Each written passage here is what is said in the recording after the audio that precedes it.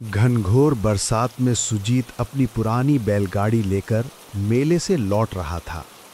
आसमान में काले बादलों की मोटी परतें उमड़ घुमट कर गरज रही थीं, मानो धरती पर टूट पड़ने को तैयार हों। बिजली की चमक जब जब आसमान को चीरती, पूरा जंगल पल भर के लिए सफ़ेद उजाले में नहा उठता और फिर अगले ही क्षण और भी भयावना अंधकार में डूब जाता। शाम ढल चुकी थी और अंधेरा अब तेजी से चारों ओर फैल रहा था। तेज हवा पेड़ों को झकझोर रही थी। सूखे पत्तों की सरसराहट किसी अनजानी आहट सी लग रही थी। हे भोलेनाथ, कैसी घनघोर बरसात बरसा दी है। घर पहुंचना भी दुश्वार हो गया है। अरे ये कीचड़ भी ना। बस अब हिम्मत रखो रे बैलों, थोड़ा और, अभी हमें गांव पहुंचना है। काश मैं मेले में इतनी देर तक नहीं रुकता। अरे चलो रे, थोड़ा और जोर लगाओ, ये कीचड़ भी बस नहीं छोड़ता। हे बाप रे, ये बिजली तो सिर पर ही गिरी लगती है। मेले की वो भीड़ अब किसी सपने जैसी लग रही है। यहाँ तो बस डर ही डर है। ये कैसी रात है, बारिश रुकने का नाम ही नहीं ले रही। अरे भोलेनाथ, कहीं ये वही रास्ता तो नहीं जहाँ की कहानियाँ लोग सुनाते हैं। दिल धक धक कर रहा है मेरा। काश अब जल्दी कोई आसरा मिल जाए। बारिश अब और भी तेज होती जा रही थी। बूंदें इतनी वेग से गिर रही थीं कि चेहरे पर पड़ते ही हल्की सी चोट का एहसास होता था।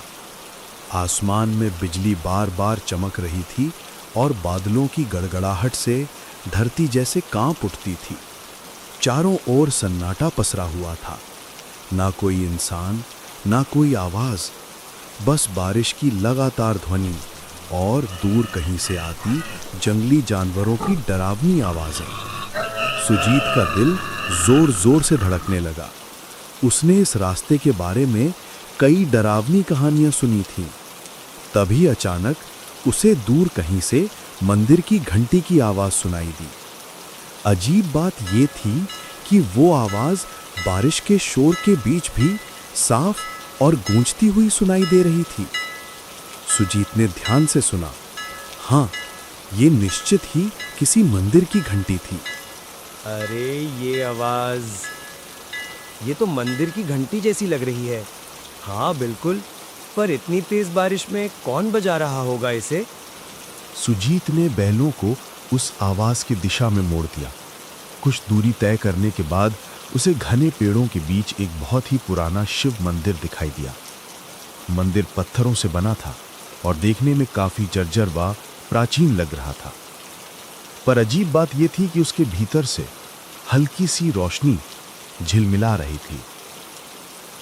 सुजीत ने अपनी बैलगाड़ी मंदिर के पास रोकी और उत्सुकता व डर के मिले जुले भाव के साथ जल्दी से मंदिर के अंदर चला गया।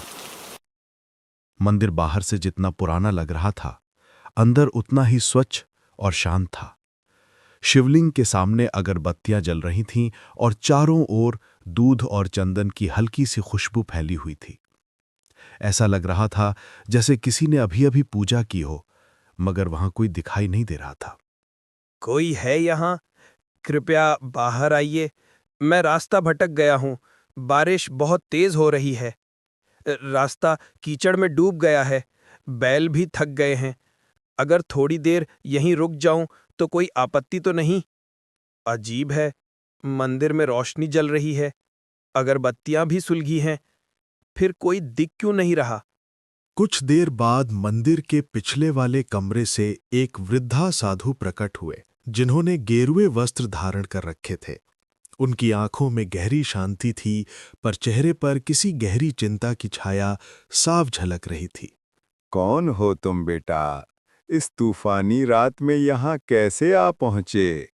महाराज, मैं पास के गांव से लौट रहा था। मेला देर तक चला गया, इसलिए देर हो गई। रास्ते में इतनी भयंकर बारिश शुरू हो गई कि कुछ सूझा ही नहीं। तभी मंदिर की घंटी की आवाज सुनी और यहाँ चला आया। वे कुछ क्षणों तक सुजीत को निहारते रहे, मौन और स्थिर।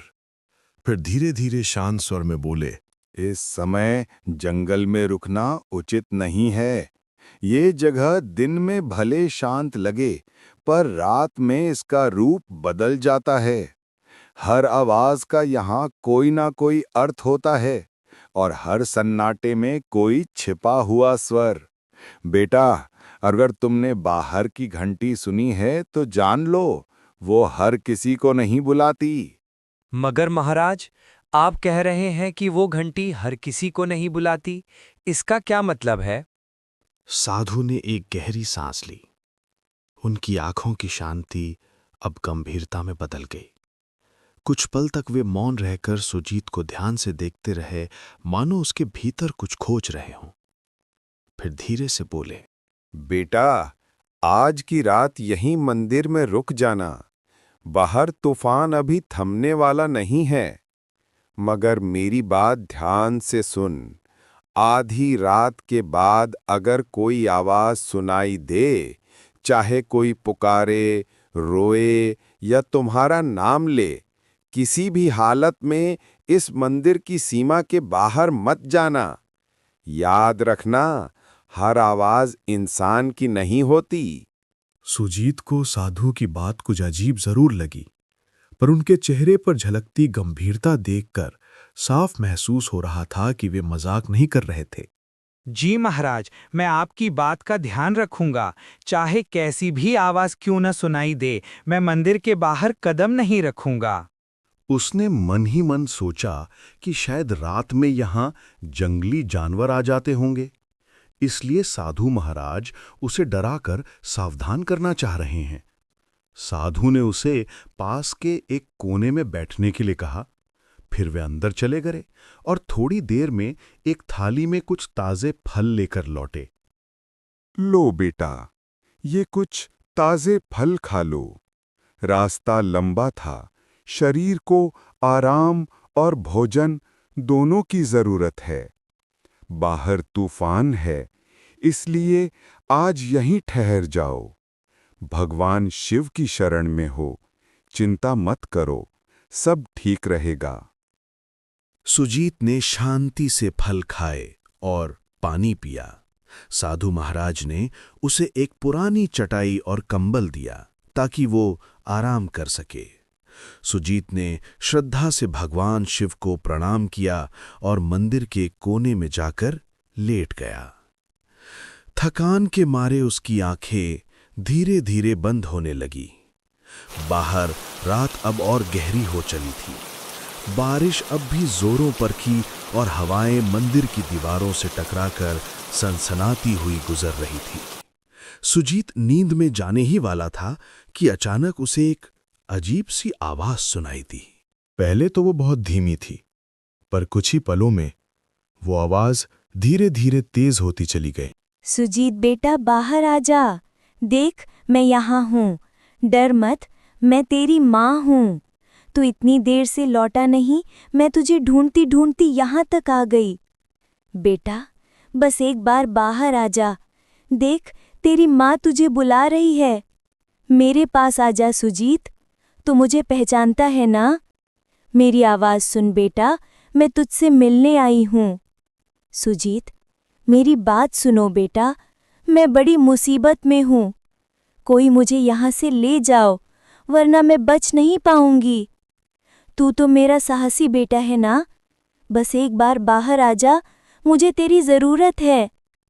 देख, मैं यहीं तेरे मंदिर के बाहर खड़ी हूँ, ठंडी बारिश में भीग रही हूँ। जल्दी आ बेटा, मुझे बचा ले। सुजीत की आंखें अचानक खुल गईं। वो चौंक कर उठ बैठा। उसके चारों ओर सन्नाटा पसरा था, पर वो आवाज अब और स्पष्ट सुनाई दे रही थी। अजीब बात ये थी कि वो आवाज किसी और की नहीं, बल्कि उसकी अपने माँ की आवाज जैसी लग रही थी। ये आवाज माँ की लग रही है, लेकिन माँ यहाँ कैसे हो सकती है? नहीं, ये सच नहीं हो सकता। वो तो गांव में थी, पर अगर सच में वो हैं, तो मैं कैसे अंदर बैठा रहूं? हे शिव शंकर, अब मैं क्या करूं? बाहर जाऊं या नहीं? सुजीत का दिल जोर जोर से धड़कने लगा, मानो उसकी छाती से बाहर निकल आएगा। डर और जिज्ञासा दोनों उसके मन में एक साथ उमड़ने लगे। सुजीत उठ खड़ा हुआ और धीरे धीरे मंदिर के दरवाजे की ओर बढ़ने लगा। उसका हाथ दरवाजे की ओर बढ़ रहा था, जबकि मन भीतर से कह रहा था, शायद बाहर अगर माँ है और अगर सच में उन्हें एक मदद चाहिए तो मैं कैसे न जाऊं। तभी अचानक किसी ने उसका हाथ कसकर पकड़ लिया। सुजीत सिहर उठा, पीछे मुड़ा तो देखा साधु महाराज उसके पीछे खड़े थे। उनकी आंखों में गहरी गंभीरता और एक अनकहा डर झलक रहा था। रुको बेटा, एक कदम भी बाहर मत रखना। मैंने तुम्हें पहले ही चेतावनी दी थी। जो आवाजें बाहर से आती हैं, वे इंसान की नहीं होती, चाहे वो तेरी माँ की ही क्यों ना लगें। महाराज, पर वो तो सच में मेरी माँ की आवाज थी। वही पुकार रही थी मुझे, कह रही थी कि वो मुसीबत में है। अगर सच में वो हैं, तो मैं उन्हें ऐसे कैसे छोड़ दूं? वो तेरी नहीं है। ये छाया तुम्हारे मन को पढ़ लेती है बेटा। ये उसी की आवाज निकालती है जिसके लिए तेरे दिल में सबसे गहरा प्रेम हो। ये जानती है कि तेरे मन में अपनी माँ के लिए कितना स्नेह है, इसलिए उसी का रूप धारण करके तुझे बुला रही है। कई यात्री इसके इस छल में फंस चुके हैं और फिर कभी लौटे नहीं। सुजीत बेटा, तो मुझे क्यों नहीं सुन रहा? सिसकियों की आवाज हवा में घुलती है। मैं बहुत दर्द में हूँ। तेरी माँ हूँ मैं। देख, मैं यहीं बाहर हूँ, बारिश में भीग रही हूँ। रोने की धीमी टूटी हुई आवाज सुनाई देती है। मुझे अकेला मत छोड़ बेटा, बस एक बार बाहर आ जा। अगर तू नहीं आया तो मैं बच नहीं पाऊंगी। साधु महाराज, छोड़ दीजिए मुझे। वो मेरी माँ है, उनकी आवाज मैं पहचानता हूँ। आप समझ नहीं रहे, वो मुसीबत में हैं। मुझे उनकी मदद करनी ही होगी। कृपया जाने दीजिए, मैं उन्हें ऐसे नहीं छोड़ सकता। वो मुझे पुकार रही हैं। याद रखना, अगर तू बाहर गया तो तेरा नाम भी उनमें शामिल हो जाएगा। साधु ने झटके से सुजीत को वापस अंदर खींच लिया और जमीन पर बिठा दिया। फिर वे सीधे शिवलिंग के सामने जाकर पद्मासन में बैठ गए और ऊंचे स्वर में मंत्र जपने लगे।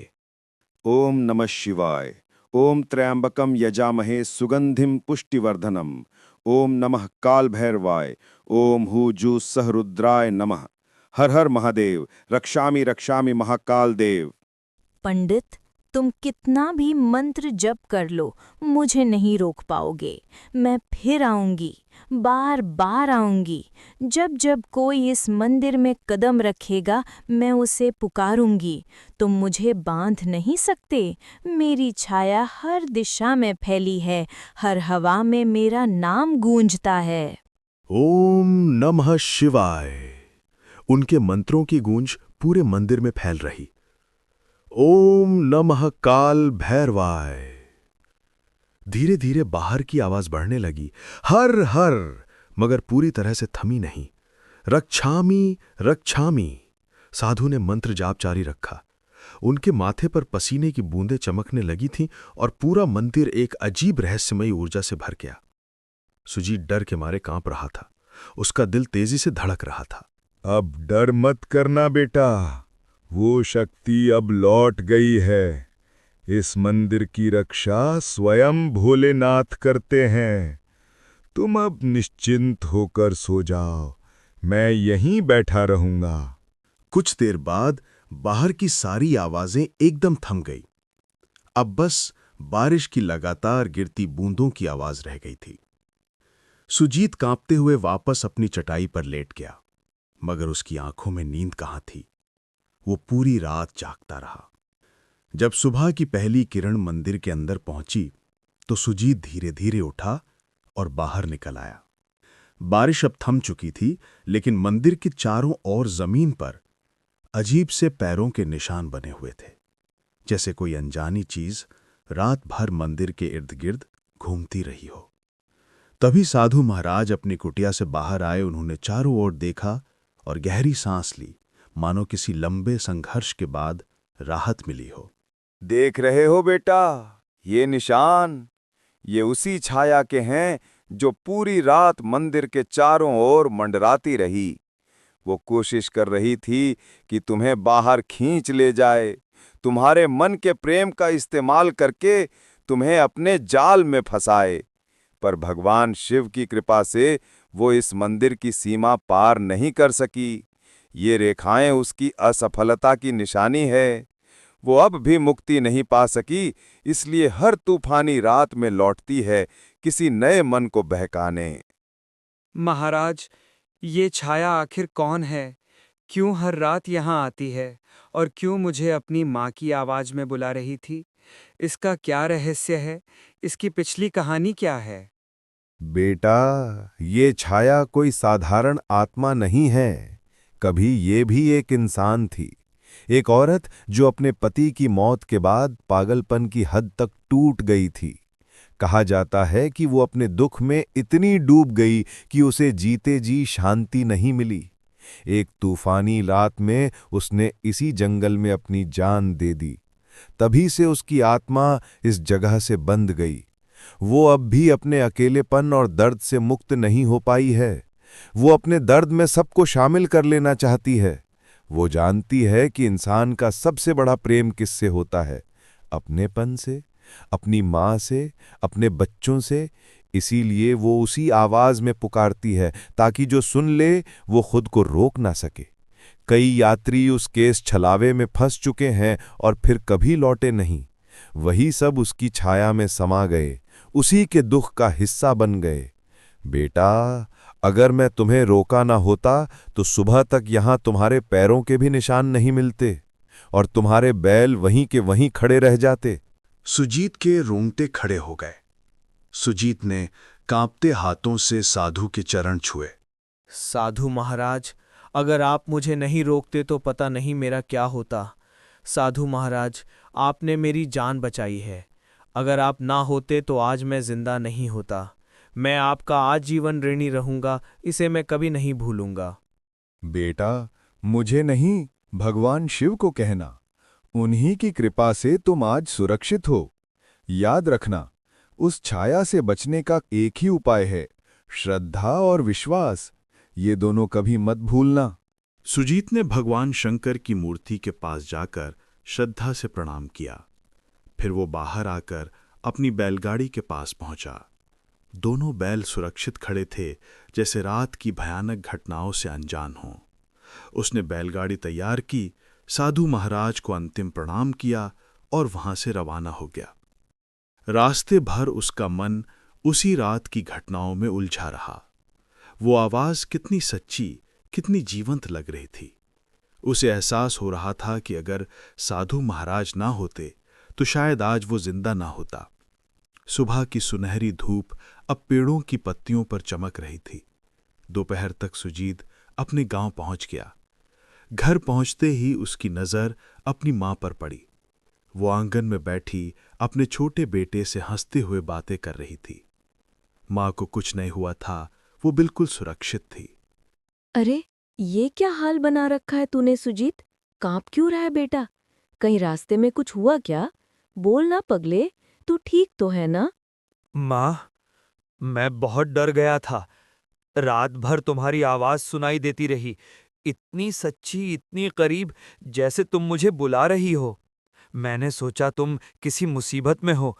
अगर साधु महाराज मुझे ना रोकते तो शायद मैं आज तुम्हारे सामने ना होता।